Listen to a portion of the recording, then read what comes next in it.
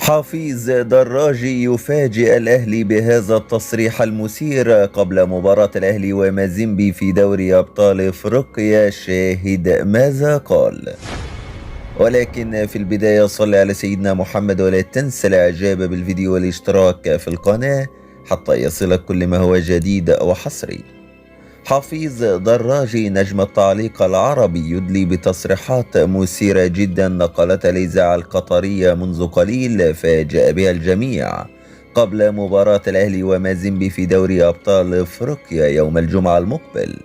قال دراجي: تشرفت بالتعليق على المباراة الأولى للأهلي المصري ومازيمبي الكونغولي في دوري أبطال إفريقيا، وخرج الأهلي من هذه المباراة بنتيجة رائعة من ملعب مازيمبي الذي يخشاه الجميع هنا في إفريقيا، لكن نحن الآن على موعد مع المباراة الثانية التي ستقام في استاد الرعب استاد القاهرة الدولي.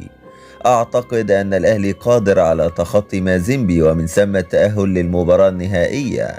هذا ليس مجرد توقع شخصي من حفيظ دراجي، الأهلي معروف في هذه المواقف، الأهلي هو الفريق الوحيد في إفريقيا الذي يعرف من أين تؤكل الكتف.